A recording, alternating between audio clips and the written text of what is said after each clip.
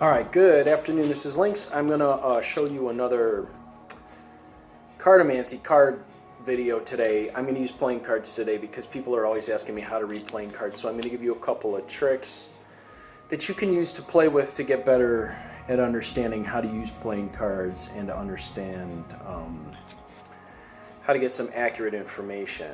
As always, I suggest using your intuition because you can become very rigid about the rules of, what comes next to what means what kind of thing that people get in, and then you can find yourself struggling when you're doing a reading if you're not staying adaptable, because quite often that's how your psychic ability comes in. It doesn't come in rigidly, it comes in spontaneously. So you want to allow for spontaneity to come in all of these cases.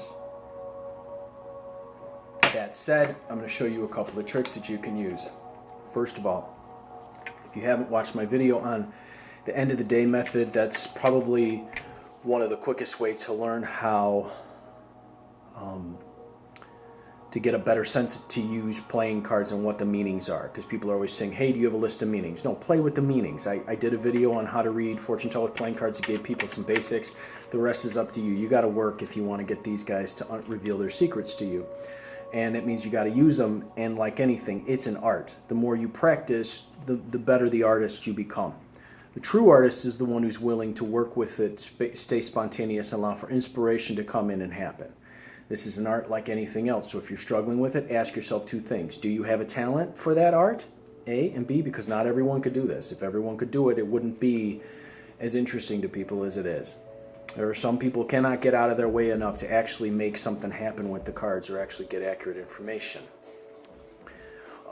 Secondly, if you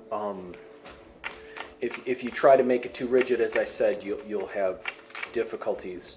So if you find yourself not having an ability to do it, ask yourself, is this really for you? Second, have you practiced enough? Or are you staying too rigid so that you get in your own way? So that said, let me show you. Watch that video I did about end of the day method, and it'll show you how to sort of get a quick understanding of what your subconscious is trying to tell you through the cards. When someone tries to codify it, it can become tricky. So be careful that someone else's meanings are really accurate and they're not just their particular take on it, because sometimes when that happens, it can be very tricky and you can be reading stuff going, I'm not getting these meanings. So we're going to try this.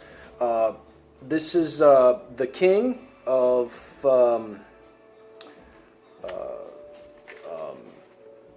clubs. Okay, so we'll do this method where you get the subject for the day and then you look at what comes after it. I like to approach these things, my background is in writing and in storytelling, so I always like to look at language. This is a language. It can be looked as a language. If you look at it as a language, this would be the subject. Now what I'm going to do is I'm going to look for the verb or the adjectives and adverbs. So this would come up as a dark-haired man today, and then modifiers. Okay, so here we go.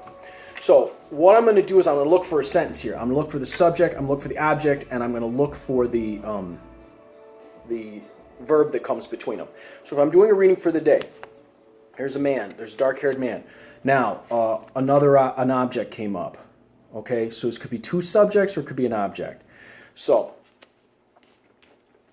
what comes next is the ace and the two of spades. The verb is in this.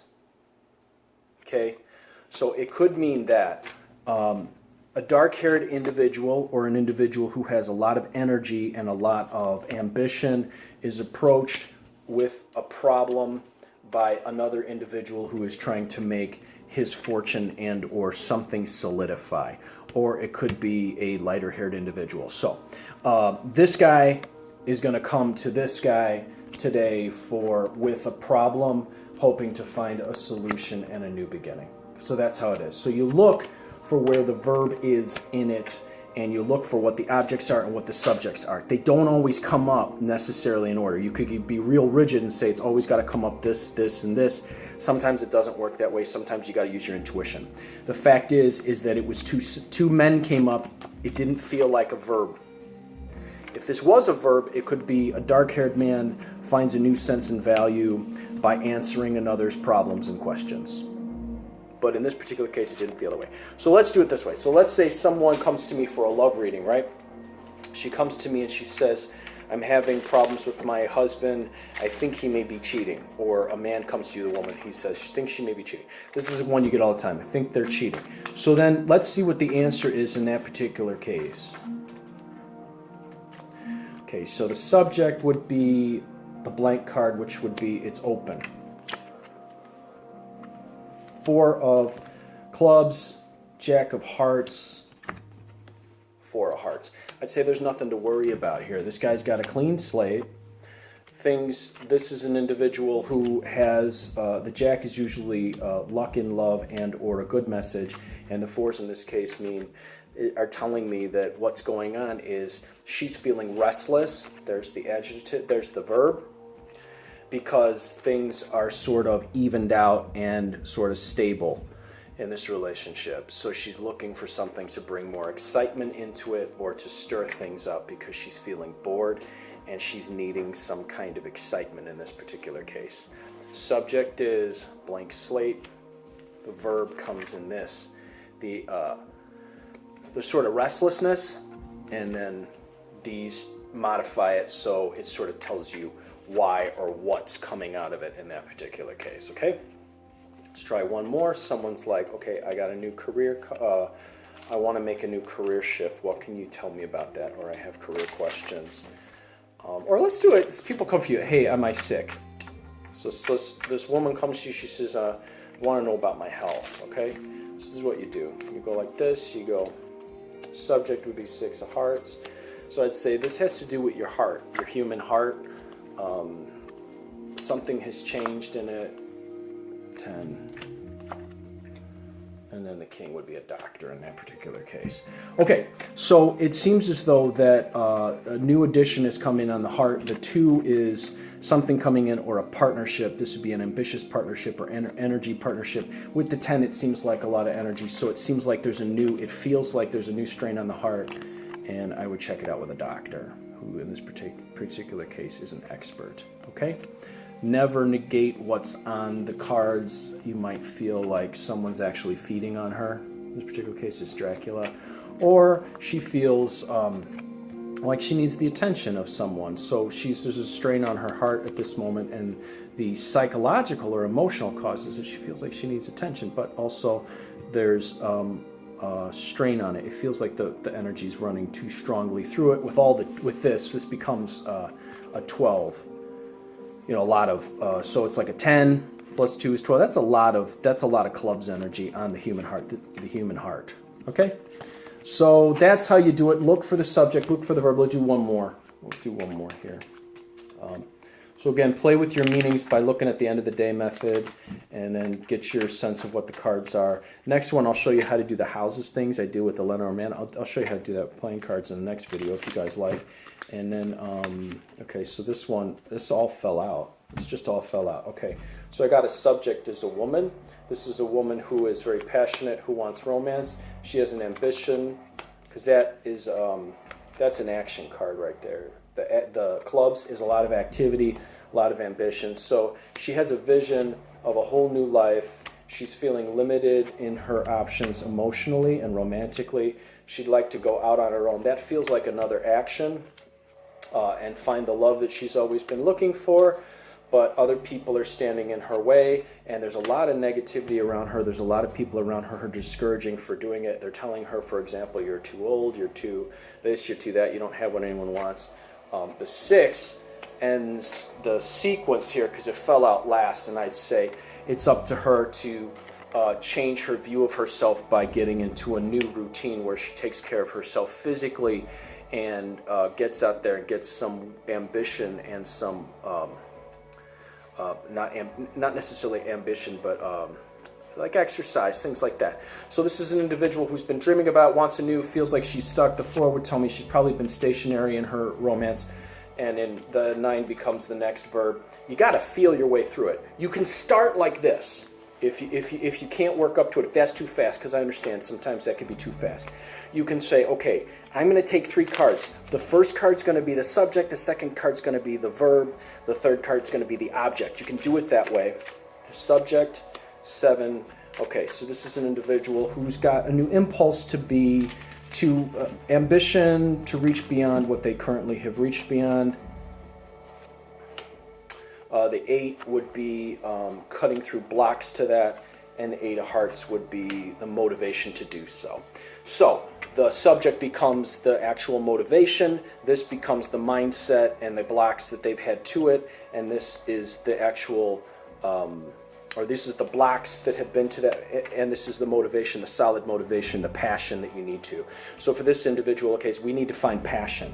Okay, so this individual wants to be motivated, they want to move forward in a new direction, they have intellectual or mental blocks to it, they need some passion, some solid passion that's going to help them push through that. Now these are balanced, these are 2 8s, so the blocks that she's got or he's got are the same, they're balanced with the amount of passion that they have, so they need something to tip the scales. So what could that be? Then I'd ask the question, what could that be? And I'll throw one more, which would be 5. She needs to be competitive. So she needs something to make her, she needs a change in the thing that brings her ambition. And in that particular 5 would be a change. 5 is a good change for the good in playing cards.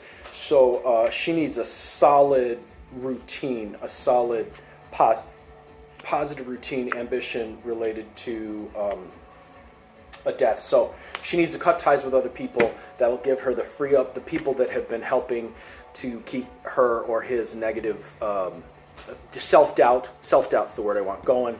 And then cutting ties with those people will give her a whole new influx of energy, or him an influx of energy, to be able to move forward and whatever the goal is, the motivation, the goal here. So let's say that this was someone who had a fitness goal. I'd say, hey, look, the motivation is you need the self-doubts and the negative stuff to balance is balanced with the passion to do so. So they're a wash. You need something, which means cut ties with the people around you who've been giving you that negative garbage that keep you thinking that you can't do it, or keep you inactive, or keep you in a place where you're not motivated, and you'll find new things coming your way. So then you test it. Well, how is this right? So what would there be new people coming her way or his way if they do that? And then what you do is you flip it. There you go. There's a person, the King of Diamonds or the Jack of Diamonds. So that's new people, new situations, new values coming her way. I'm Lynx. That's how you do it. If you have any questions, I'll pursue this for a little while with playing cards, show you a little bit more about how to do this. You combine things and you get the spark, the energy, the foof, whatever that is. The foof, is that a word? Put the things together and you start to get the spark that helps you to read it. Look for what the verb is. Look for what the object is. Look for the adjectives. Look for the modifiers. And you know, if you got 2 people together, is one the subject, is one the object. If you got what do you call it? Card, pip card, or what? You know, what are these? Number cards. They can also be subjects, but they are often actions too. Feel it with your intuition. Does it feel like a strong action, or does it feel like, for example, Ace of Spades is traditionally known as the death card, right? That's death. That's an action. That's a activity. That's an action here, or an ending. Anyway, an ending, an end. So this ends. So look for the subject. Look for the object. Look for the verb. Look for the modifiers, and play with this. See what you get. You got any questions about it? Put the thing below. I'll do my best to answer it. Playing cards are spooky accurate, and they're awesome. And you can be at a party. You can literally pick up a deck of playing cards and start reading someone right there. I just had a client this weekend come to me for a big long reading, because the first time I met her, I was sitting at a table at a party and there was a deck of playing cards, and she started asking me questions, or she started talking to me, and I started pulling the cards, and she said, everything you said came true over those last couple years, so I'm ready for a reading now. And she came to me. So And it's a small investment. For those of you who are starting out as professional fortune tellers, it's a very small investment that you can parlay into something quite big. Get a deck that you will have a great deal of affinity for. This is the 40s monster movies.